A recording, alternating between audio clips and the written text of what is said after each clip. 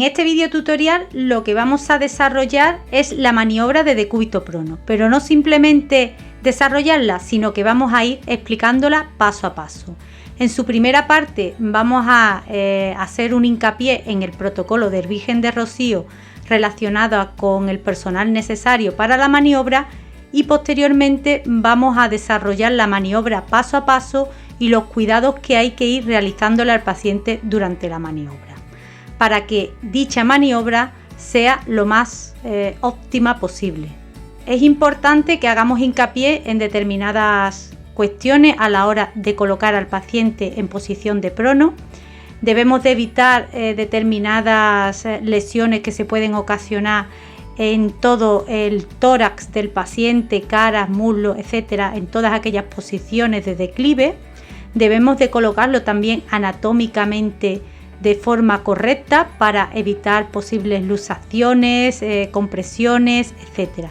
Pero vamos, que todo esto lo vamos a explicar en el siguiente apartado. ¿Vamos para allá?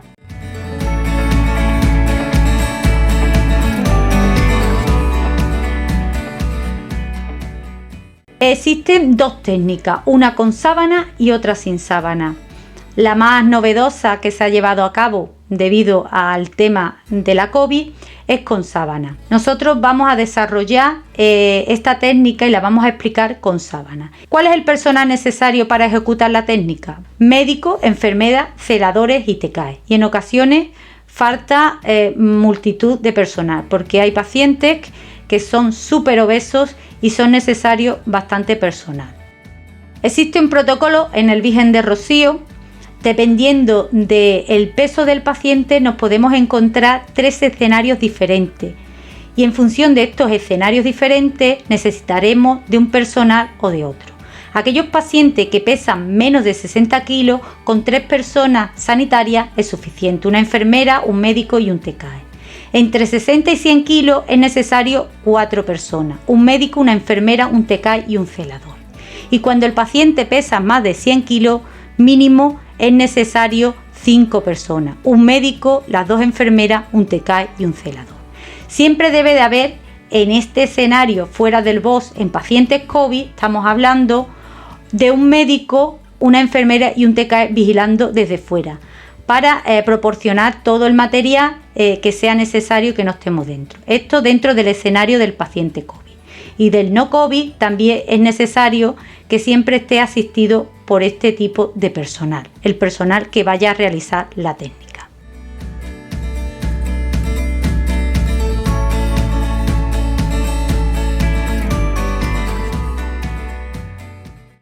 En primer lugar, para la ejecución de la técnica colocaremos al paciente en posición horizontal en decúbito supino y el colchón rígido.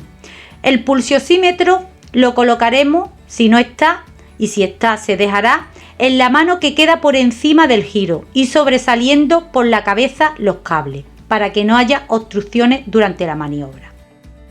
Pondremos ambos brazos del paciente pegados a lo largo del cuerpo y con la palma de la mano hacia arriba y debajo de los glúteos, para evitar lo que es la luxación de los hombros en el giro. Ahí vemos que tienes el pulsiosímetro colocado y lo pondremos pues en la mano que queda encima del giro.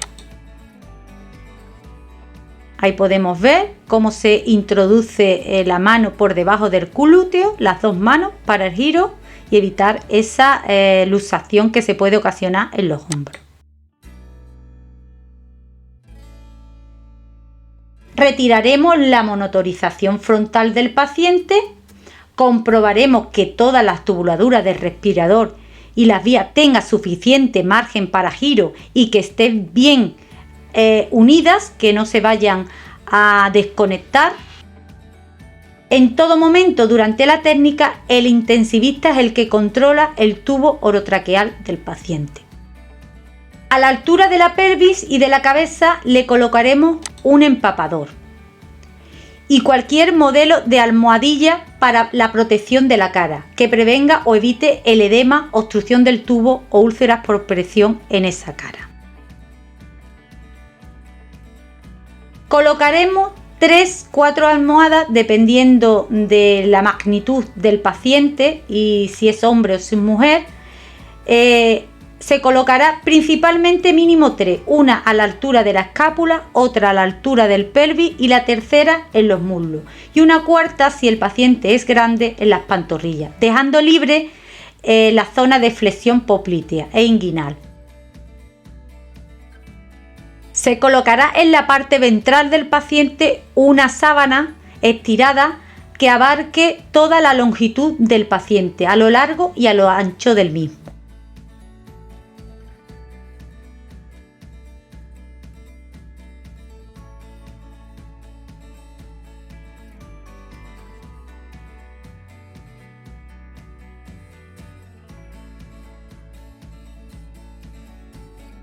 Se enrollará la sábana por ambos extremos, tanto los que están a la derecha como a la izquierda, enrollaremos la sábana en toda la longitud del paciente.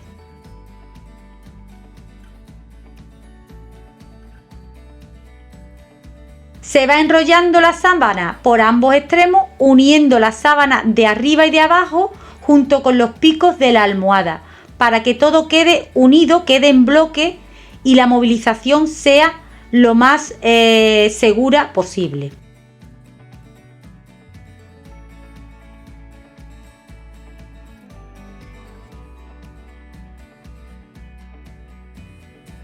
Desplazaremos a la orden del intensivista al paciente, que es el que controla y da la orden durante toda la maniobra del prono. Y lo desplazaremos hasta el borde de la cama, en bloque. Lo moveremos hacia el lado que más drenajes y vías tengas colocado, de tal forma que cuando quede lateralizado sea más fácil su giro. Lo arrastraremos con una sábana o con un plástico, y todos a la vez y a la orden del intensivista. Tras la orden del intensivista, el paciente lo colocaremos en decúbito lateral. Lo lateralizaremos, mirando el paciente siempre hacia el interior de la cama. Los profesionales contrarios al extremo donde se encuentra el paciente sujetan el reborde superior del enrollado de sábana, manteniendo la seguridad del paciente en el giro y en la pronación, soltándolo cuando los profesionales pegados al paciente lo sujetan, de tal forma que los profesionales pegados al paciente sujetarán el reborde inferior del enrollado de sábana para el giro, para tumbar al paciente, hasta colocarlo en decúbito prono. Todo a la orden del intensivista. En la pronación se debe de quedar liberado el tórax y el abdomen, muy importante, para favorecer la expansión pulmonar y evitar las lesiones, sobre todo en las mujeres, de las mamas, por compresión de esa zona. Hay que girar y acomodar la cabeza en la superficie almohadillada que cada equipo o cada servicio tenga para su fin. Aquí en el Hospital de Urgencias y Emergencias COVID del Virgen de Rocío se ha hecho un almohadillado en forma de L para evitar que el tubo no se acode, liberando las zonas de presión de la cabeza y de las orejas, además de los ojos, y evitando así las UPP.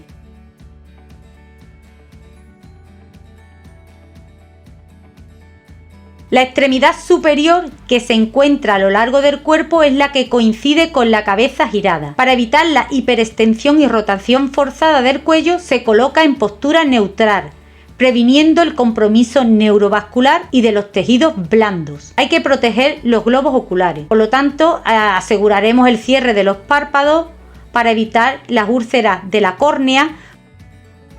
También las sondas vesicales, que queden por encima del muslo para evitar la obstrucción y la salida de la diuresis.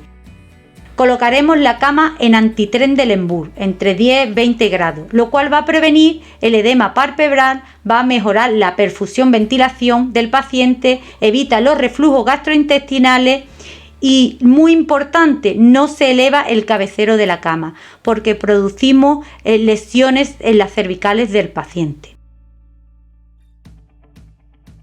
Los pies se colocan en posición fisiológica neutral para evitar el pie equino, limitando la dorsiflexión de la articulación del tobillo. Colocaremos las extremidades superiores, como hemos dicho, una a lo largo del cuerpo en posición anatómica, la palma de la mano hacia arriba y coincidiendo con el giro de la cabeza. La otra en ángulo de 90 grados en abducción entre el hombro y el cuerpo y 90 entre el codo y el antebrazo para proteger el plexo braquial. Es muy importante colocar bien al paciente de forma anatómica. Comprobaremos la permeabilidad de todas las vías, tanto arteriales y venosas. Despinzaremos las sondas que hemos pinzado y los drenajes y reconexión de todos los sistemas. Si en algún servicio está protocolizado reiniciar la nutrición entera, pues se reinicia. En lecturas bibliográficas hay servicios y hospitales y protocolos que la reinician. En el nuestro no se reinicia. Está en ayuno el tiempo que está en pronación. Esta es la forma en la que lo colocamos y utilizamos los protectores de talón para proteger la punta de los dedos y evitar que se produzcan UPP en dicha zona.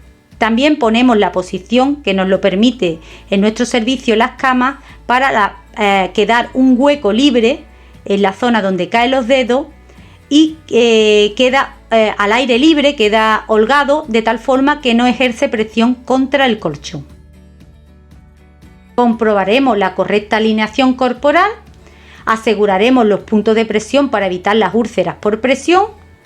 Comprobaremos nuevamente la posición del tubo orotraqueal, la comisura labial, y inflaremos el balón de neumotaponamiento si está desinflado.